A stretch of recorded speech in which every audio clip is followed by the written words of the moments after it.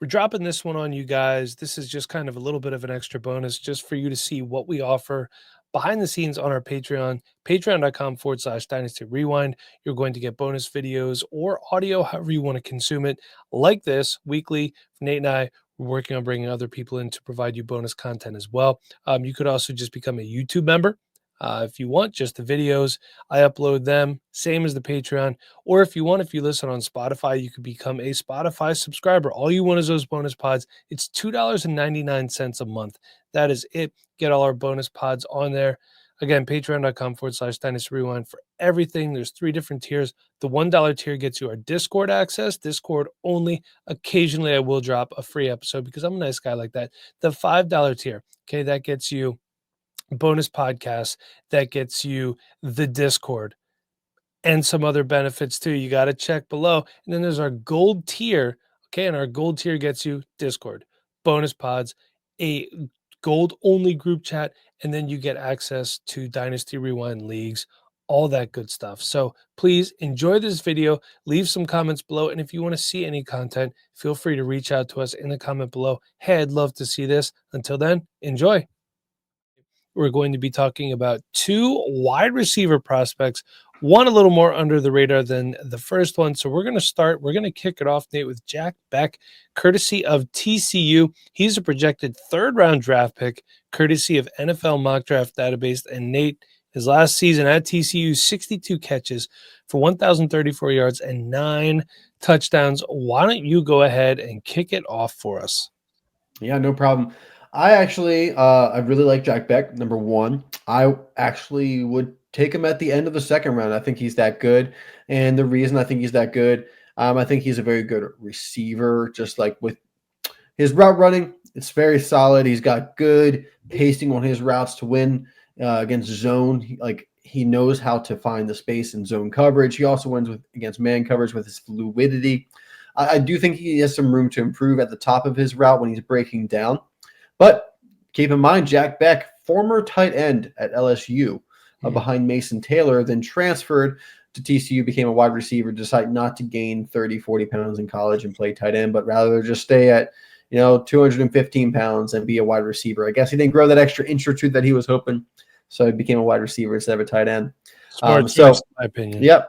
And I don't think you can really tell when you watch the film. He still runs his routes quick enough that you don't see this guy as a converted tight end. He looks like a wide receiver. That was one of my concerns going in. Did not have that concern coming out. Very comfortable catching the ball. Not a lot of double catches. Very secure hands. Comfortable catching outside of his frame. Tracks the ball pretty well. And strong hands through contact. But I think the best thing that Jack Bech does, despite only having 5.5 yak rec over his career, is he transitions after the catch really, really well to get in a position to gain more yards. And not only is he rather quick after the catch and has good vision as a ball carrier, but this is one of the more physical guys we've seen after the catch. I loved his physicality after the catch. He was very hard to tackle. He gets those extra 2 or 3 yards to get that first down a lot of times. These defensive backs are not able to tackle Jack Bech often 1v1. And, yes, he does play in the slot more often than not, but he also played 35% of his snaps out wide. So this is a guy that's not going to necessarily have to be limited to the slot. I think he could play the flanker a little bit. I think he will probably end up being more of a slot receiver. But I love that power, physical guy out of the slot. I think that creates a lot of mismatches against safety, against linebackers. Those guys are going to be more physical, but they're not going to be able to keep up with them. You put a nickel corner on him, they're going to be able to keep up with him, but they're not going to be physical enough. I think Jack Bech creates a lot of mismatches. Really like what he brings to the table. And, over the past couple of years, we've had, some guys pop, with tragic stories. Brian Robinson, got shot. Ricky Pearsall got shot. They performed pretty well after that. I don't know the transitive properties of getting shot, but unfortunately, Jack Bech's brother did die during the New Orleans terrorist attack. So that's been a great story. He was one of the top performers at the Senior Bowl, dedicated to his brother, was wearing his brother's number at that, who played wide receiver for Princeton, I believe. So, this is a guy you got to root for. You listen to his story, you really want to root for him. I'm definitely rooting for him, not just because of, what he's been through off the field and how strong he's been through it, but also I really like what I see on the field with Jack Bech. I'm a big fan of him. Like I said, I would be picking him up in the second round myself if I was an NFL team looking for a guy to play the slot like that. To me, this guy screams New England Patriots. Doesn't Yeah, he? I can see it. I can see it. They got Demario Douglas there, Mike, so be careful. But they need a lot of wide receiver help. So, yeah, sure. I saw a recent mock. I think it was Mel Kiper had him going to the Packers. That'd be a good spot for him, too. Christian Watson's going to be out to start the season.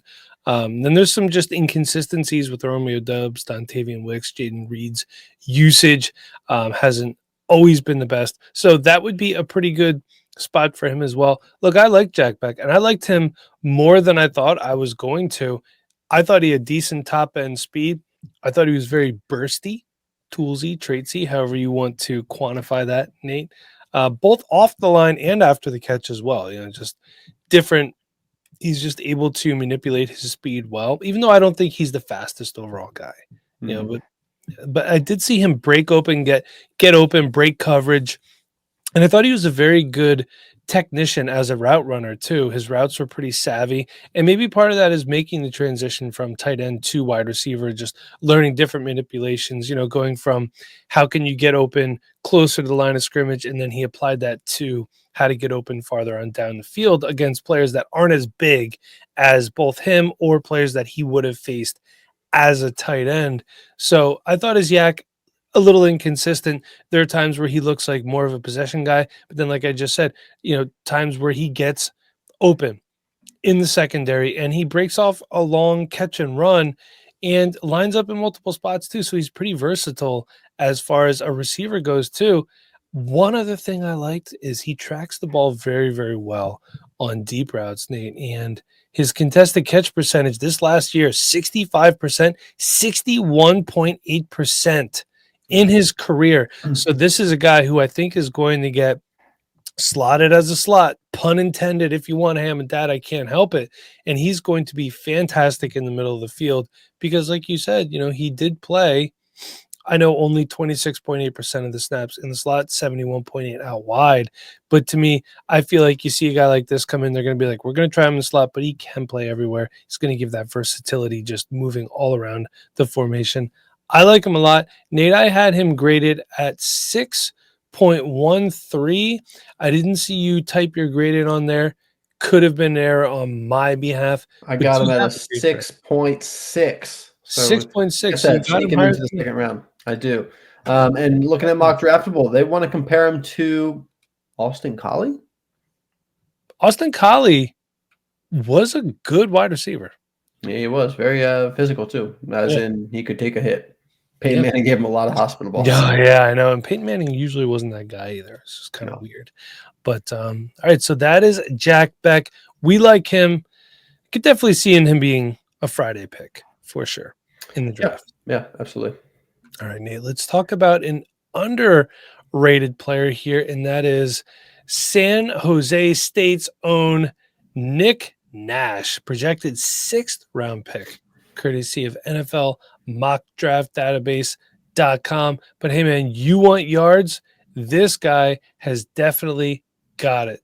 This past season, 104 receptions, 1,382 yards, 16 touchdowns. Not much of a runner, though, Nate. One carry for -9 yards. But he did have a game against Kennesaw State, 17 receptions, 225 yards, and 3 touchdowns. But, Mike, that's Kennesaw State. Well, against Washington State, 16 catches for 152 yards. Against Oregon State, 6 catches for 161 yards. And against Boise State, 9 catches for 126 yards. Hey, he opened the season off against Sacramento State, 10 for 170 and 2. So, look, this guy, he gets it done. Do I think he's the best wide receiver? I think he's productive. He should be. He's been in college since 2019. But a lot of that, and on the Patreon, he was my small school big player of the week. Nate does Devy player of the week. I do that. I did have, and I mapped out what it took him to get to where he is. It was quite arduous. You can go back and listen to that one. Not the fastest guy. Okay. Decent overall speed. You don't have to be the fastest guy to succeed in the NFL. I did think his release off the line was pretty decent. I think he moves side to side. Okay. Not anything special there. He separates pretty good for a player of his size at 6'3", 195. Hands were okay. He's going to need to hit the jugs machine. There were some times where I saw basket catches or just straight up clunkers, just Mhm. clunking off his hands. You can't have that as a wide receiver. Really good at ball tracking, and his contested catch could be better. Only 50% this last year, a career of 43.9. Not great. Good in catch, good in traffic as well. Because he lined up in the slot a little bit too. This past year, 93.6%. So they were using the mismatch of his frame to line him up against smaller defenders. But I do want to see that contested catch go up if they're putting you against smaller defensive backs. Not the most physical player. And I will say this, with his size and separation, look for him in the red zone. But this is another guy, Nate, who could definitely pile up the rack at times. They just used him too close to the line of scrimmage a little bit too much Mm. for my taste. His yak rec this past year was only 4.0, career 3.7. So I don't think it's him. I think it's the way he was used. Those are my thoughts on Nick Nash. I think you're going to come over here and poo-poo all over him, aren't you? Yeah, I'm not quite as high on Nick Nash as you are. I do find it very interesting. He did play 93% of his snaps in the slot this year, but the year before, he played 91% of his snaps out wide. Interesting. Interesting. Same thing with Luther Burden. Yeah, we saw him play a little bit of both. Now, this is a guy, this is his 6th year when he broke out. He did have 728 yards last year, 728 of his 814 total yards in his career up to that point. So nothing really the first 4 years. Had a bit of a breakout last year, and then was really productive this year. 171 targets, only called 104 of them. So, that tells me they were just feeding him the ball. I don't know if he's truly a target hog or if they were just feeding him the ball. I mean, against Washington State, watching film on that game, he had 23 targets, Mike. He didn't even have his first catch until 10 minutes left in the second quarter. So they just fed him the ball moving forward. And one thing I noticed watching his film was that I felt like almost exclusively I was watching him run go routes and out routes, speed out routes. Not a lot of variety in his route running, which was a little concerning. I do agree that he had a pretty good quick release off the line. I don't think he is a great route runner, but he's not a bad route runner. There's not a lot of wasted movement. He's not very fluid, but there's not a lot of wasted steps either. I disagree about his potential after the catch. I think he's pretty poor after the catch, quite honestly. I don't think he has a lot of get up and go. He's got a good frame to him, and that helps him in those contested catch situations when he's playing along the sideline, when he is playing outside. And with that physicality in that frame, he is able to break some tackles and create opportunities for yards after the catch, but I don't think he really has the athleticism to take advantage of it when he gets those opportunities. Now, this is a guy that did have 16 touchdowns this past year, so he found the end zones a lot, and teams are going to want to take a look at that. I'm very interested to see what the NFL thinks of him, not just from a draft capital spot, because I'm pretty confident he's going to be a day 3 pick. But will they use him in the slot the next level, or will they use him outside as like an X receiver at the next level? I could see him being a very solid backup X receiver for a team where, they got to put somebody out there because, someone's, gassed and needs some air, or, maybe they have an injury. I think Nick Nash could go out there and, be a wide receiver 3 for a team as that X, depending on the situation. I don't have a lot of high praise, I guess, for Nick Nash at the next level, but I do think he could be a solid role player at the next level with the production that he had. I have him graded at a 5.85, so a day 3 pick. I guess that's like about a 4th, 5th round pick. I do think there's enough there to put him in the early part of day 3 rather than the late part of day 3 for me.